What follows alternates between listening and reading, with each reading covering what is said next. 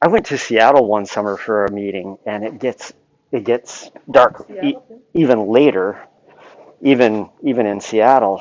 And so we're sitting around just chatting, and it's like, wow, it's great. It was still light, and it was after 10. And then we woke up the next morning, and it's really early, and the sun comes back. We're like, man, we didn't sleep hardly at all. Like sleeping with the light on, and then like also trying to be awake when it's dark out. Yeah. Because all I really want to do is sleep. All right. No, that's fine. Continue walking us through the paper. Okay, I think we were at discussion. Discussion. I think we just finished. Right? I believe so, yes. Okay. So results, they avoided both banded patterns. Yes, completely. Yes. Yep. And previous study that we already went over was it because of crypsis. What were the two reasons for avoidance that they suggested?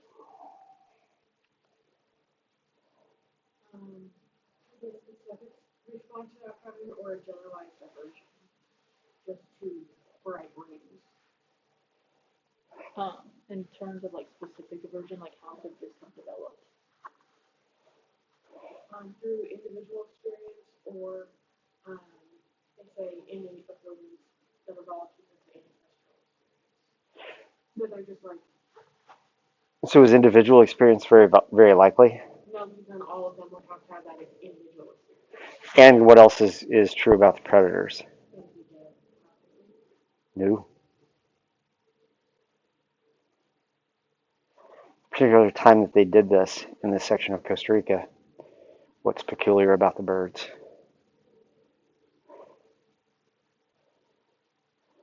Are they young birds? No. I'm not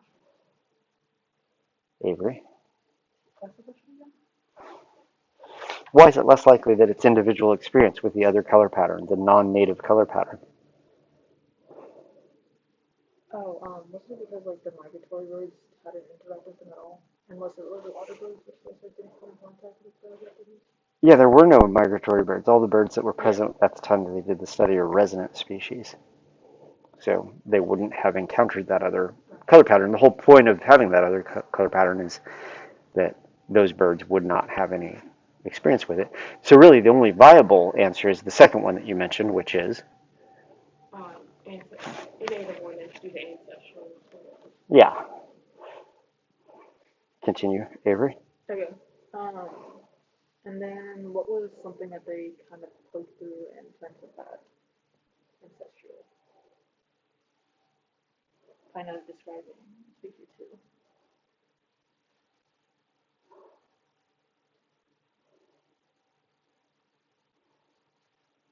It's all you, Elizabeth. Why did they find the ancestral exposure hypothesis not to hold much water? Okay, that's fine.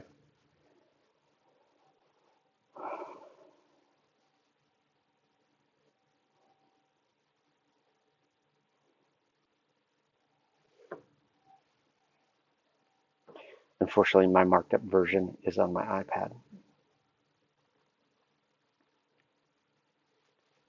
Actually, it takes them a couple of paragraphs to talk about this, doesn't it? Yeah.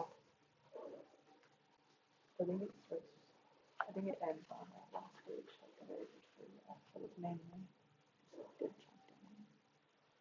So I think they're saying that like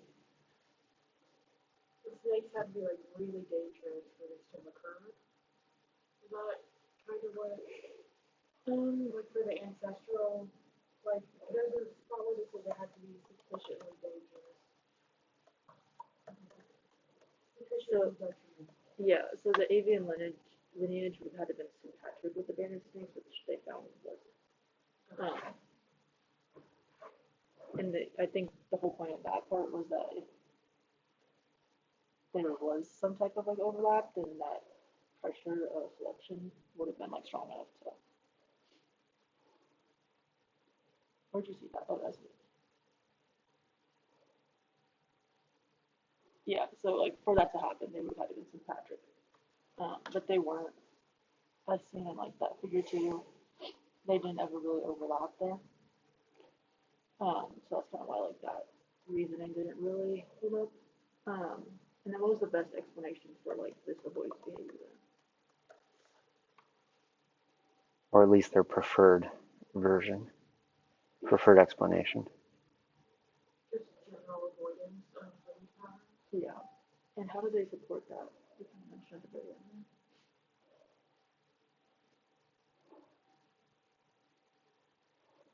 It says it's supported by studies of captain winged birds that avoided red and yellow wings and red, yellow, and black stripes. Yeah. And these aren't found in living snakes. So they're just general versions. Yeah, so they go back to this previous work of Smith and Smith that found. Wait, did I click on the right one? No, I clicked on the wrong one.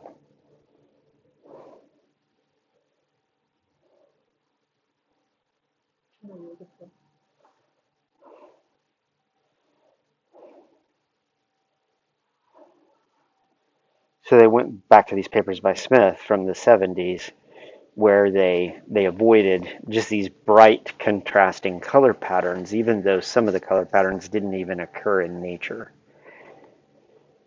which would be good evidence that it's a generalized avoidance. Continue. That's really it. The only other thing I would add is that they really couldn't strike out the fact that they could have developed from other elongates, anatoms, like other elongates, like LBs and everything.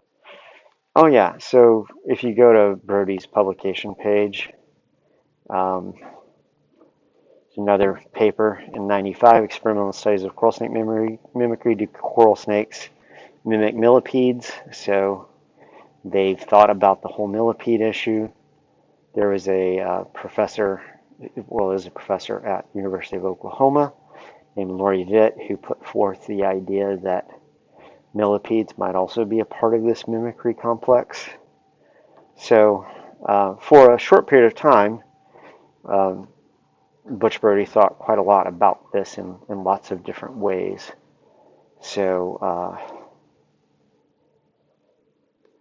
yeah, obviously, you know, being a very dangerous prey item, coral snakes would be one of those groups that you would want to have a generalized avoidance of. Um, I was doing field work a couple of years ago, and well, I was collecting moth models or caterpillar models in the field out at the golf course. And can I help you? Oh yeah, uh, which is a long time from now. Yeah, a little bit. And I was collecting the caterpillars, and one of them had been ripped off of its plant and was down on the ground. And I was leaning down to pick it up, and underneath the layers of thatch left over from the previous year's growth, I detected a snake pattern. And I hesitated for just a minute because I couldn't see it clearly through the grass. And it ended up being a prairie king snake, but a prairie king snake has a pattern on it where it's a lighter colored background with some slightly darker blotches on the back. And so the little pieces that I could see of it, it looked banded. And even though I know in my head that coral snakes don't occur here, there are other species of snakes that are banded, like copperheads, for example, that do occur here. And I was reaching down to get the caterpillar, and I pulled back because I had this kind of generalized avoidance of banded patterns. I looked at it for a minute, ascertained that it wasn't something that was harmful, and pulled it out. But it's always wise when dealing with snakes in the wild that you know what the snake species in your environment look like, and that you be able to distinguish harmful from not harmful, so that you you don't end up having a negative experience. And I can just imagine for species like birds that prey on snakes commonly that this generalized avoidance would be a good evolutionary trait to have evolved. All right, questions about those two papers?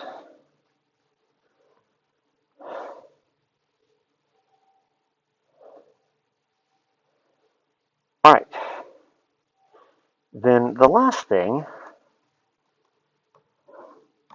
that I want to talk about moths and bats. I asked you guys to go and find what you could about the predator-prey interactions between bats and moths. What can you tell me? What's that? Okay, so they make these ultrasonic chirps.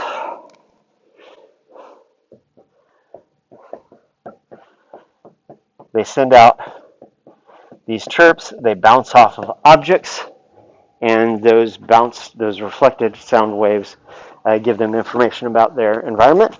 Do they only use that for detecting potential prey? No, what else? What else do they use echolocation for? Not so much with other bats, nope. At least not that I know of.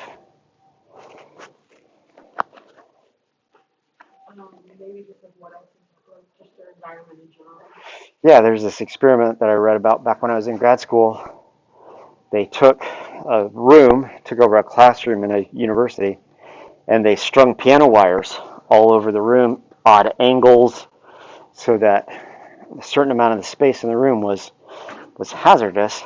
And then they turned off the lights and set a bat loose in the room, and the bat was capable of flying around in a totally dark room and not running into any of the piano wires.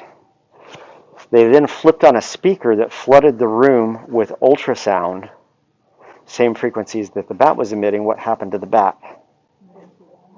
Yeah, it hit the piano wires and very quickly was down on the ground flopping around. Like, whoa, what happened there? So they use it for generalized navigation, but they also use it for detecting prey. What else can you tell me about this interaction?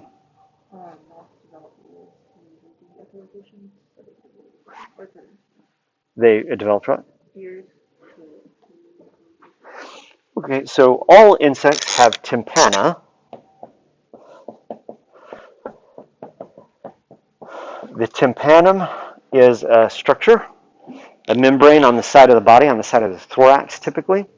That is a membrane with air sacs located underneath it, and that membrane vibrates much like the drum head of a drum vibrates, and it picks up sound, and that's how they detect any sound around them.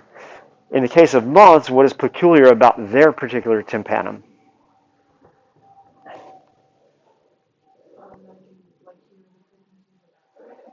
It is attuned to bat frequencies.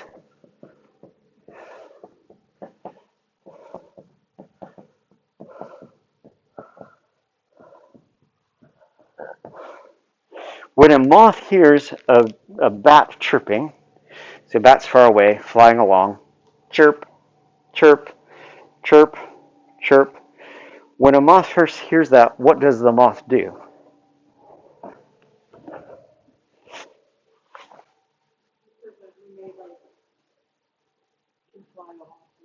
Yeah, they can just turn tail and run. Just fly away from where the sound is coming from. How do moths determine where sound is coming from?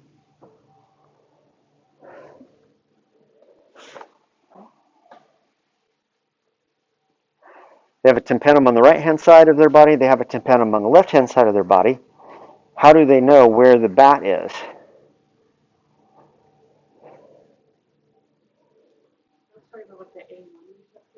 Yeah, so in the tympanum, let's go back to this.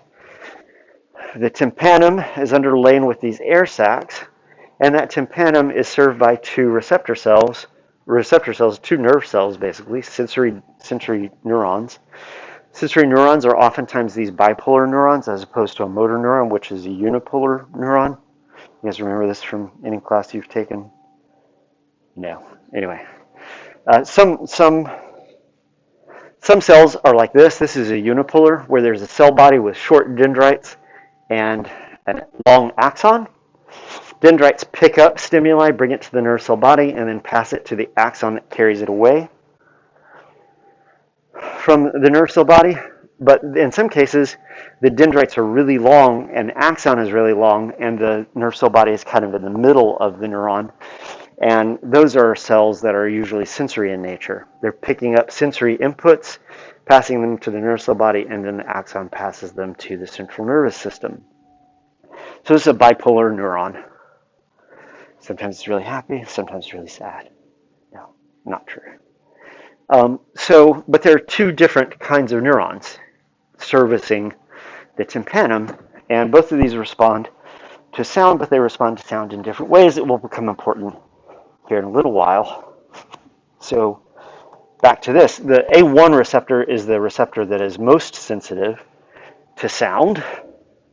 So this is the A1 receptor and the A2 receptor responding to sound stimuli.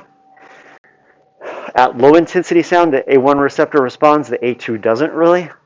Make that sound louder, the A1 receptor responds more.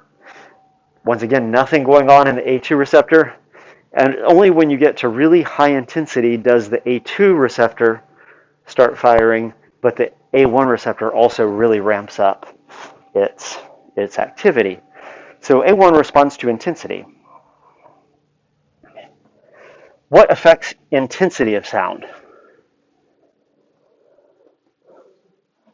Okay, part of it is how close. So if I'm whispering, you can't really hear me when I'm way over here. But if I come close to you, you can hear me simply because I'm closer to you. Can you hear that at all? So intensity can be because of distance. Intensity can also be because I'm shouting at you. So the bat, in theory, has the ability to vary intensity as well. But if you're on the very edge of the bat detecting you, if you're at the very edge of the bat's sensory range, what's that sound from the bat going to sound like? It's going to be loud, or is it going to be not? That's going to be not. In which case, you don't really have much to worry about, so your A1 receptor isn't going nutso yet. So when a moth first hears a bat coming, the easiest thing to do is just fly away. But you have to know where away is. How does the moth do this?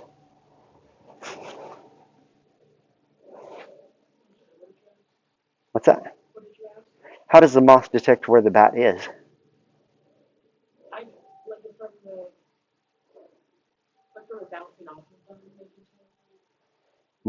That's how the bat detects the moth. How does the moth know where the bat is?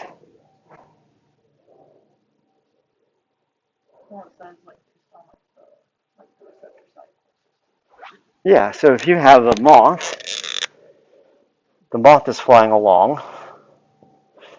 There's a tympanum on one side, there's a tympanum on the other side. If you're getting equal amounts of stimulus to both sides, it isn't that you have a bat on either side coming at you, it's that you have a bat behind you.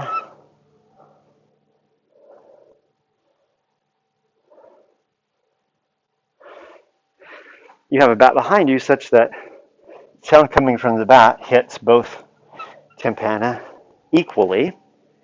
If the bat is over here, wait, I have to practice my bat wings. Should have practiced my bats before I came to class. It hits this tympanum first before it hits this tympanum, so there's a slight time lag. Not only that, it's also more intense on this side, and it's less intense on this side. What about the position of the wings?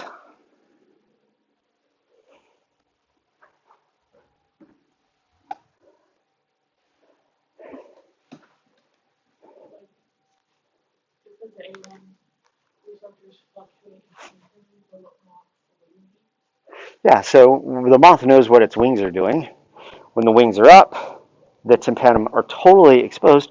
When the wings are down, they're only going to be getting sound from below the moth rather than above the moth. So they can detect whether the moth is higher in the sky or lower in the sky relative to the body of the moth. So it uses the stimuli from the A1 receptor, which is coming from the tympanum, to basically tell it where the bat is positionally, but also where is the bat in terms of distance. Is the bat close such that it's a loud noise, or is it far away such that it's a very faint noise? And in all these cases, what the moth is first going to do is going to orient itself away from the where it knows the bat to be and fly in a straight line direction as far away from the bat as is possible. If the moth can detect the bat far enough out, the moth can essentially outrun the bat such that the bat's detection ability doesn't ever catch up to the moth. The moth has detected the bat early enough that it escapes. However, when the bat, so this shows you A1 and A2 frequency, the frequency at which the two different receptors fire also. So they also respond to frequencies differently. So the bat can change amplitude of the signal as well as the frequency of the signal. And the thing about frequency is as frequency goes up, the beats of the sound wave are closer and closer together. And at higher frequencies, it gives you better discriminating ability.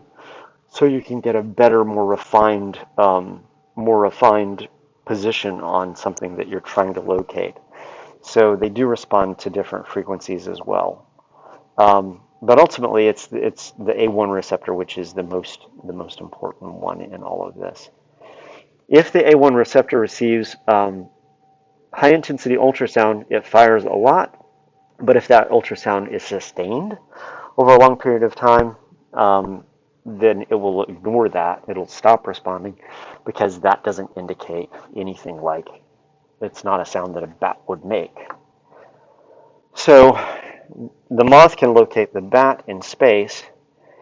Well, when the bat detects a flying insect, it changes its behavior. It changes its vocalizations. Let's go and look at what happens with a bat. This is a sonogram of a bat. It's flying along, chirp, chirp, chirp. When it starts to detect that something is there, it increases the frequency of the chirping. You also see that the amplitude is rising. As it gets closer and it's coming right up on the prey item, it enters this phase called the terminal buzz, where the amplitude goes way up and the frequency also goes way up. And it's the bat trying to really hone in on the location of that prey item. Now, when this happens, when the bat shifts from chirp, chirp, chirp to chirp, chirp, chirp, chirp to chirp, chirp, chirp, chirp, chirp, chirp, chirp, and really, really loud, as that's happening, the A1 receptor is sensing that the sound is getting louder and louder. Not only is it getting louder and louder, but it's also coming more frequently. And what this will eventually do is it will trigger a response because these sensory neurons basically interact with interneurons.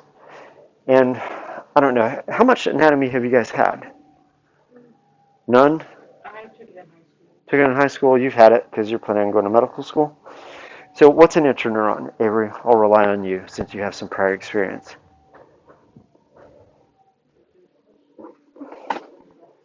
Do they cover the nervous system and anatomy? Briefly.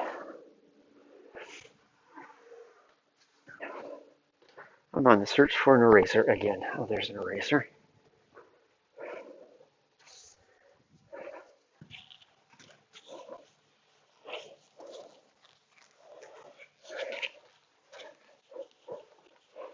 So the vertebrate central nervous system is of a particular form, but it's probably what you're more familiar with. So I'll just illustrate this with this the vertebrate nervous system. You basically have the spinal cord, and in the spinal cord you have kind of the white matter in the spinal cord, and then you have gray matter. And the white matter, there's a cavity in the middle of it. The white matter is largely made up of axons. And that's why it appears white, because those things are myelinated.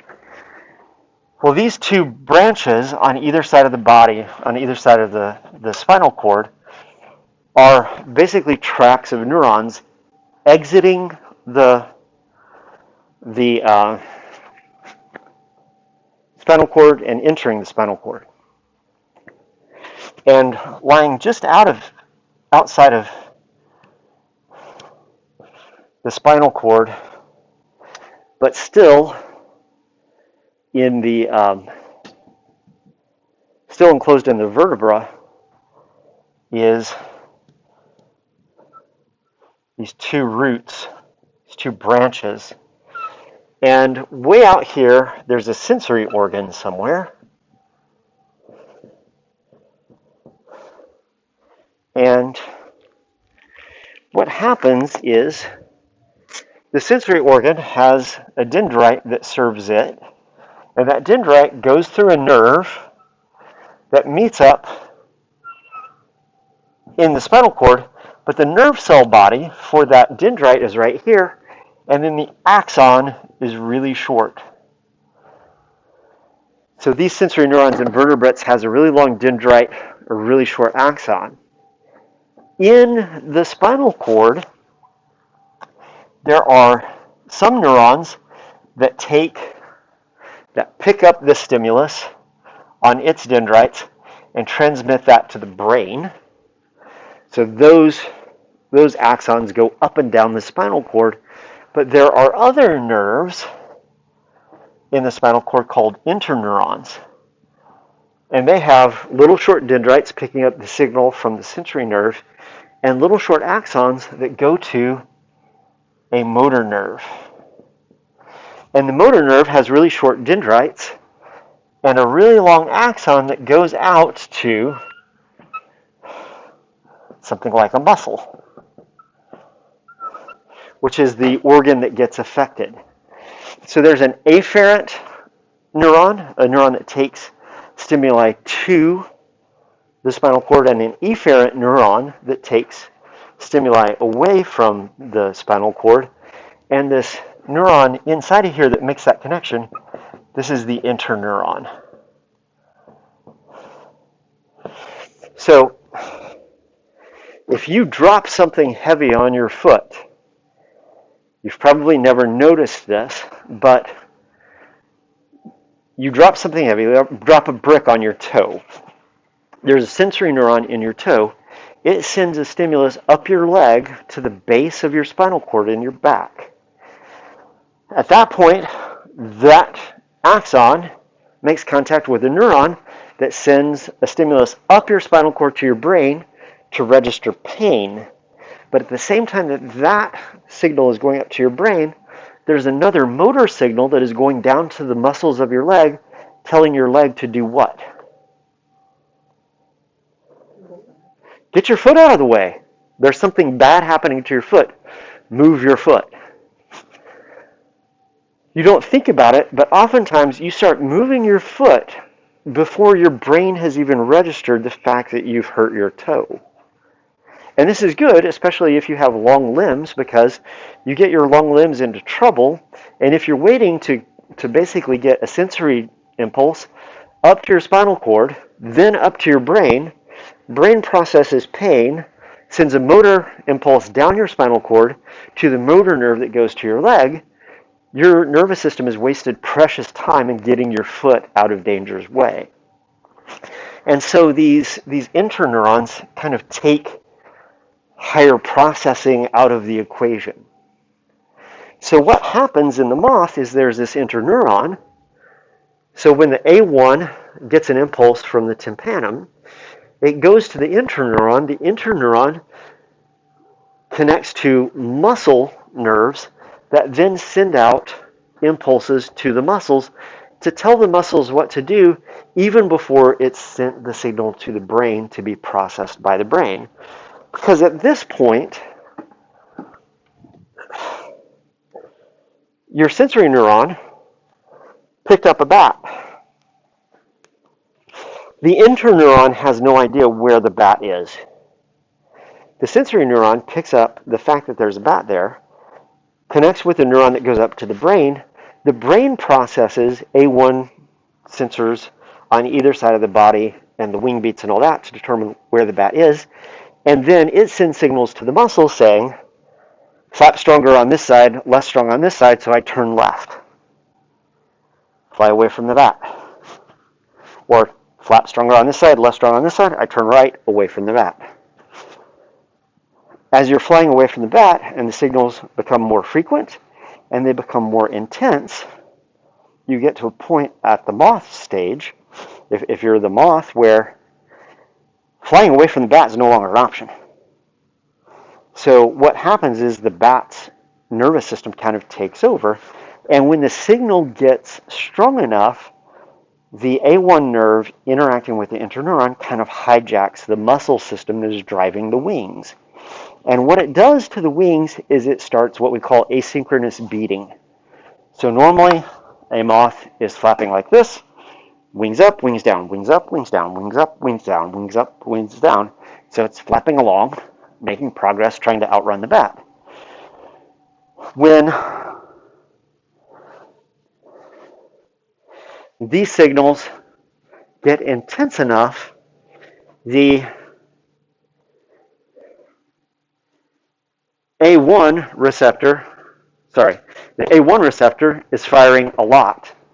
And when it fires a lot, it hits that interneuron. That interneuron tells the muscles in the thorax to contract out of sync with one another. In that case, instead of the wings going up and down in conjunction with one another, when one goes up, the other one goes down. When the other one goes up, the first goes down. So it starts doing this. And when it does that, it takes a very regular flight pattern and it converts it into this very chaotic dive. And it's very difficult because the wings are flapping asynchronously.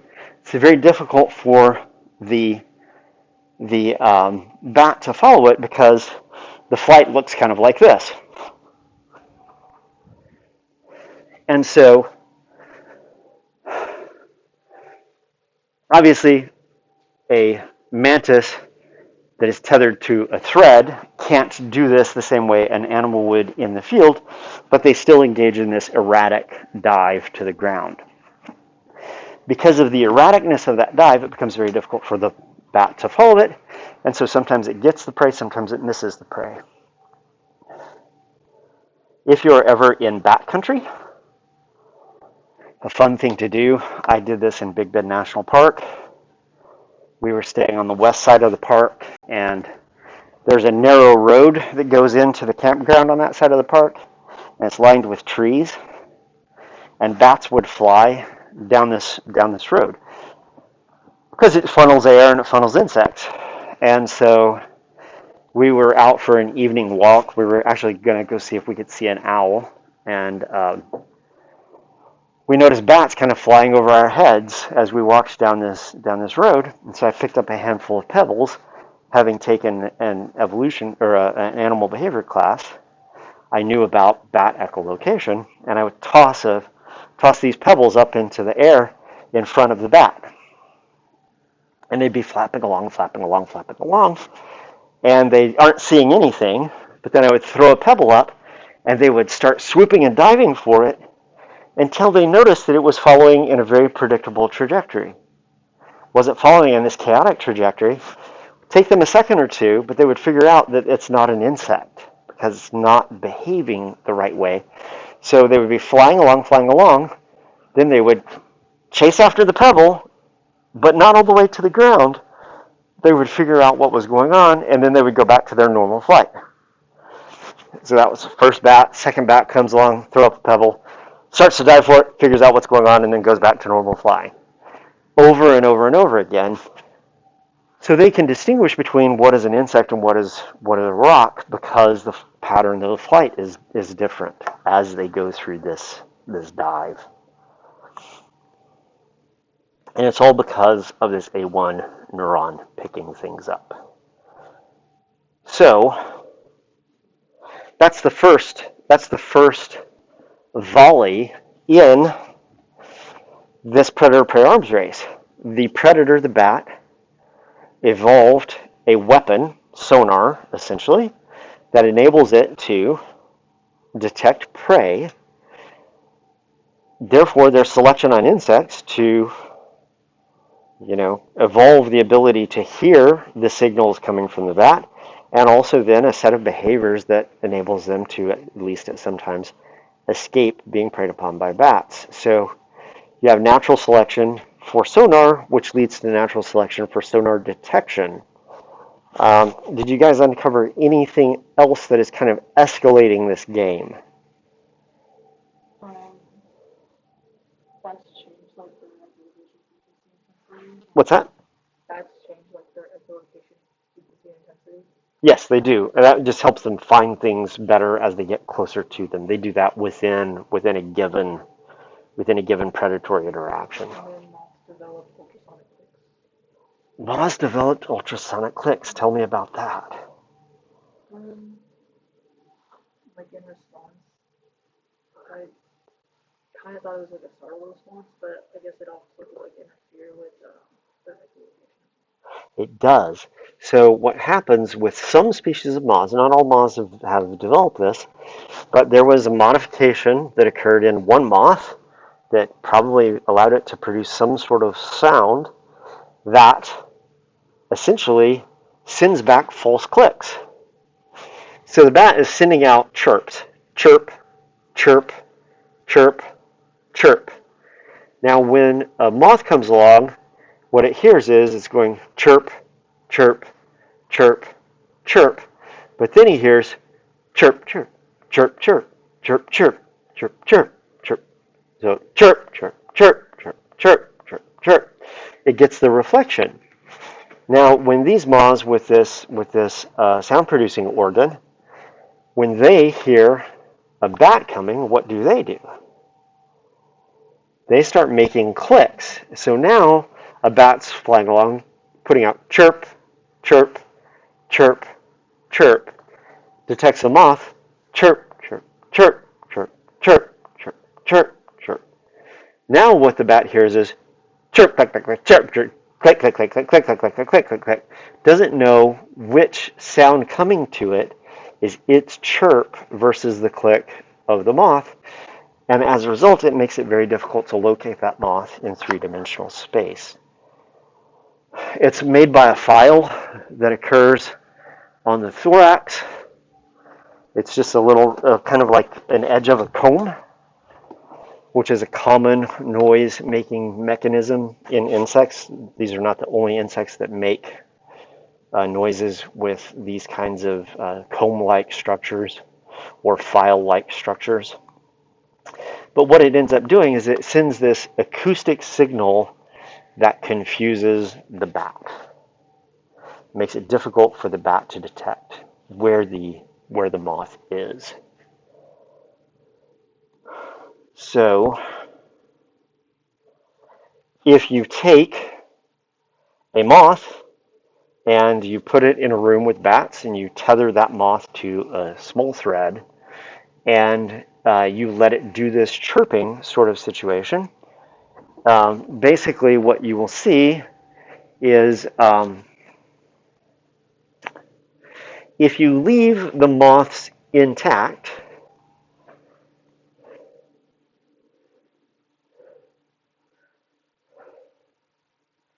the success of the bat is really, really low. If you take the moth and silence this file, basically get rid of that file, the bats are considerably more successful at catching the moth. And so this presumably represents a pretty good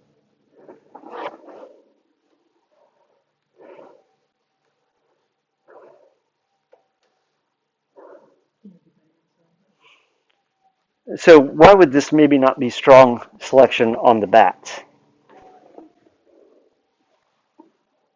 Do bats only eat moths?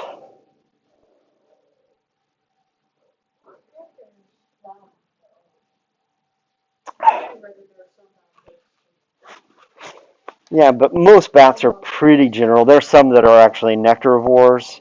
So there's some specialization, but for the most part, especially, I forget, were these free-tailed bats that they were working with?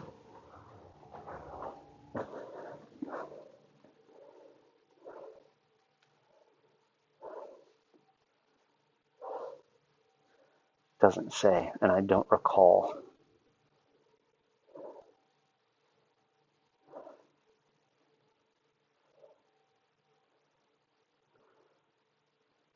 Yeah, it doesn't say in any of these figures. I forget what species it is, but many times these are just generalist insectivores.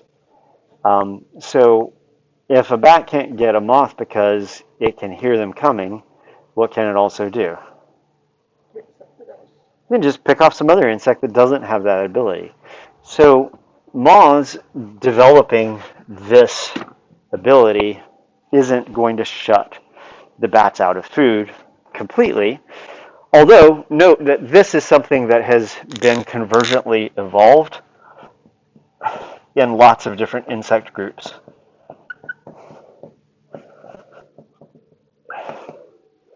But while this is going on, moths, at least some moth species, have also developed a secondary defense, which is this jamming of ultrasound, which represents kind of an escalation in this arms race. Will the bats then, do you expect bats to evolve a counter adaptation to counter this particular ability of moths?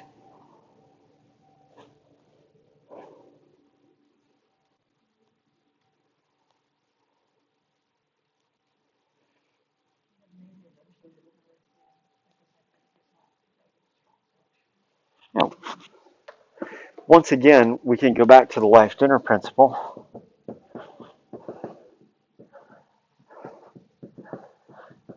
In the time period over which bat and moth interactions have played out over millions of years, moths have developed two strategies to thwart bats. Bats are still just stuck with echolocation. Based on the life dinner principle, why might that be? What's that? Yeah, bats are at risk of losing their dinner. If the moth loses the interaction, they lose their life. And so you've seen two kind of evolutionary innovations coming down the pike and no counter adaptation, at least that we know of right now, that counters this jamming. Presumably because if a bat can't get a moth because it's being jammed, it's just going to eat a lacewing or some other kind of moth that doesn't have a jamming system.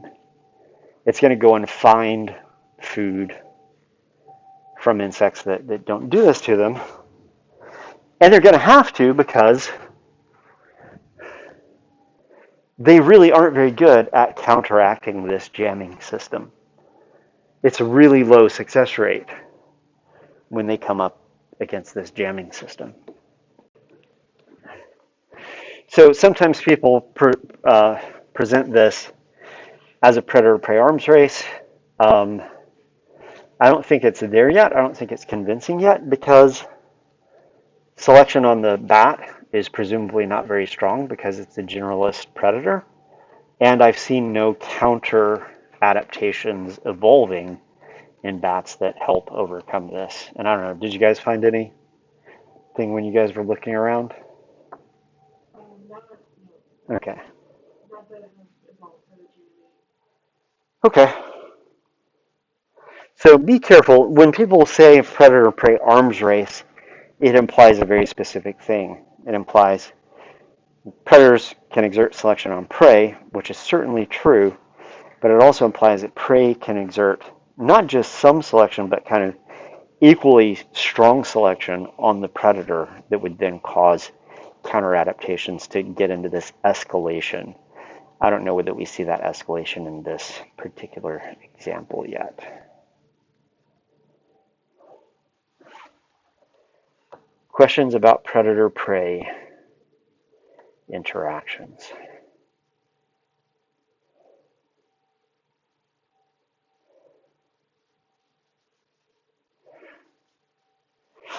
All right, Elizabeth had a question about lab. The lab report is due next week. Tomorrow in lab, what we're going to start doing at the beginning of class is I want to talk to all four of you, or I guess it'll be three because Mason, I think, is going to be out of town for the rest of the week. I want to talk to you about some of the literature that you should be reading for that. I'll have some things posted on Moodle by the time we start class tomorrow. Papers are written about this particular type of experiment where you look at vigilance in organisms in pretty much the same way that you guys looked at vigilance. So your paper should be structured just like you've structured papers in the past. You should have an introduction, briefly reviewing the literature. It should have your methods, it should have your analysis, and it should have a discussion, as well as any figures of lit-sided and all that stuff. Because I gathered together some of the literature dealing with vigilance as it's measured in the field, I figured the easiest thing to do is just to give that to you rather than having you go and dig all that up. But we'll talk about that tomorrow so that you're prepared to do a good job on the paper. Once we're done with that, we will roll out caterpillars and continue to work on prepping that. This week has been really nice. Next week it's supposed to get cold again, so I don't expect that we're going to be doing anything in the field until after spring break, which is kind of what I have scheduled in the lab schedule to begin with. So we're pretty much on track where that is concerned. Both you and Mason did a much better job of discussing the two papers than what happened for the Parker and Simmons paper, needless to say. So you have the next paper, correct? Or do you have the last paper? April 1st. Yeah, I think that's the next one. Yep. So that's going to just be one paper, and that's going to be all you that day.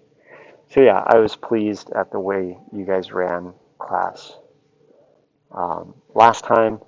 Your fifth week grades that were posted yesterday are basically based on the first exam and the first literature summary because I don't have your lab report graded, but that's another thing I'm planning on giving back to you tomorrow is your lab report so you have feedback for that as you move forward to the next lab report. So that, as they say, is that. Any questions? Will you be posting any more information about our literature reviews that are due in April? Like a rubric or anything like that? Oh, yeah, I can put together a rubric. You want me I just to? don't have like a solid concept of like what a literature review is. You do have a solid concept of what a literature review is because we spent a whole lab period talking about a literature review. Which one was that? The one we had discussion questions on. Lima and Dill, that is a literature review. Gotcha. The whole reason that we went through that was to give you an exemplar of what a literature review is like. Do I expect you to have as many citations as Lima and Dill? No, because that was a very comprehensive literature review, but I definitely expect you to be hitting the high points for your particular thing.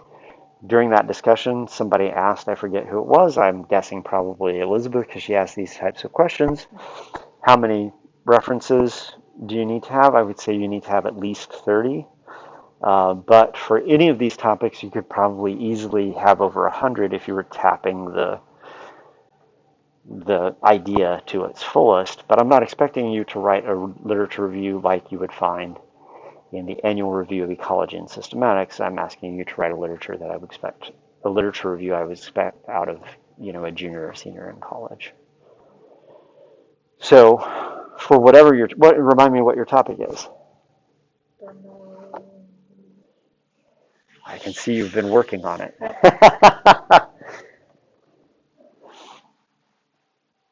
I don't remember because I assigned them and then never looked back. But you need to be looking back. Definitely need to be looking back.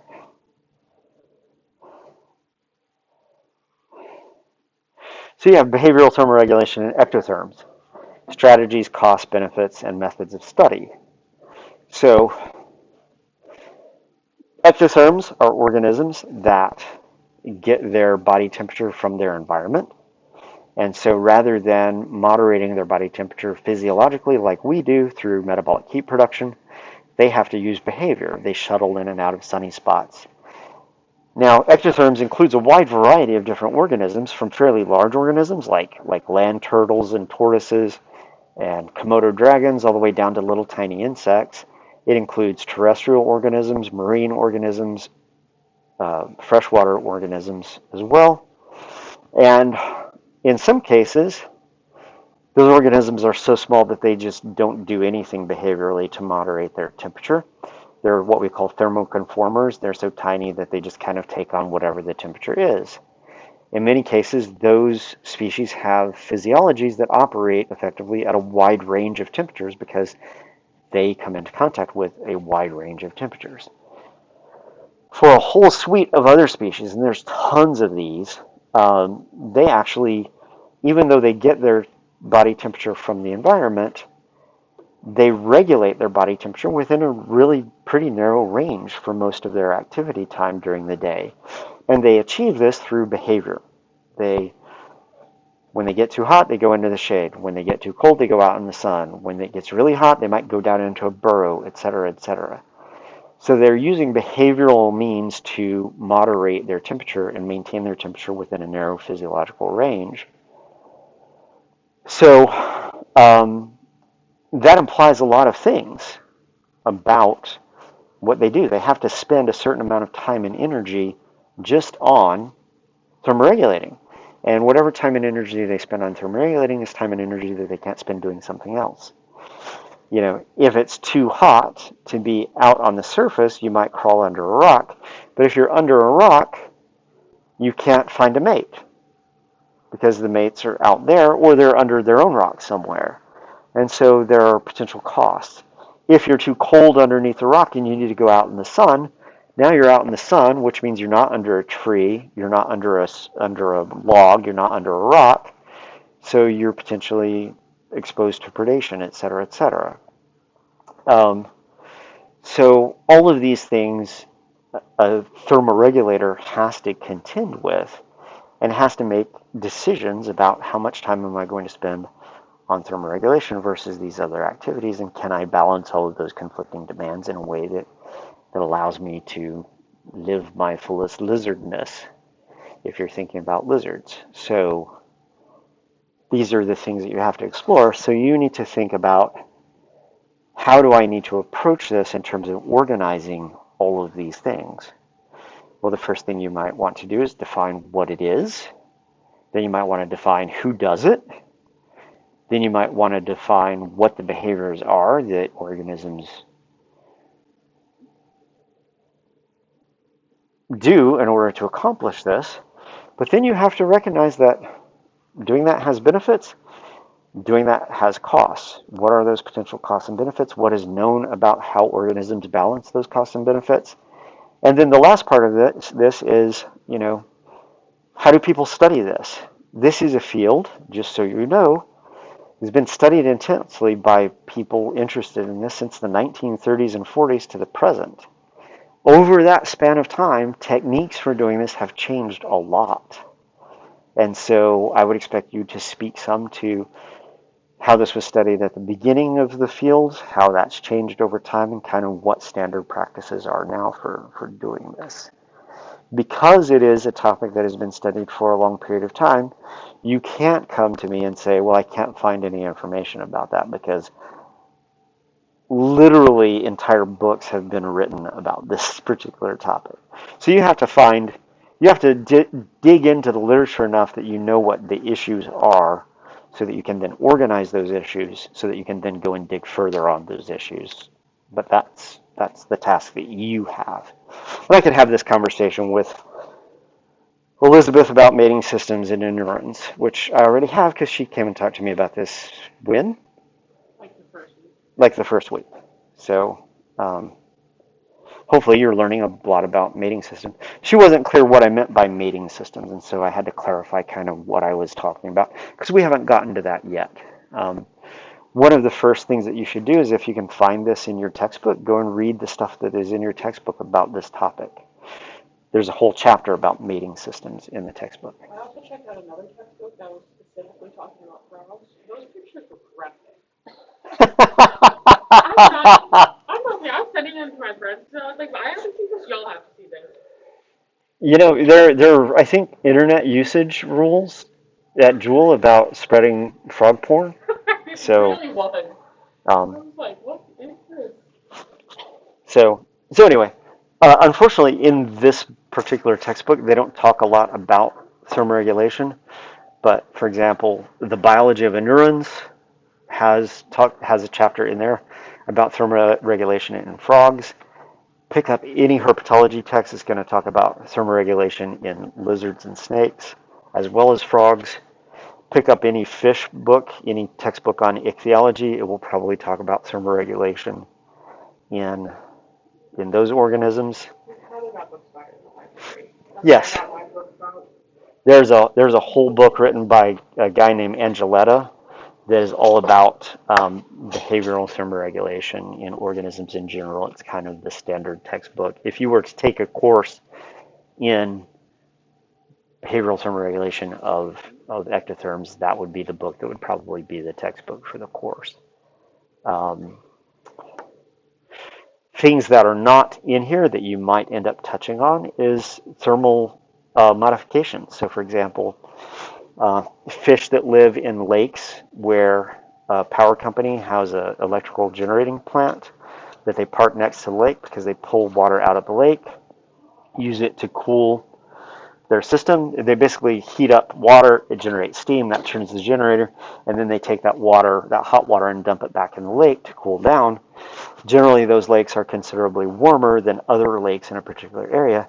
That has implications for thermoregulation. I didn't ask you about that, but that's something that you might run across that you might or might not want to comment on.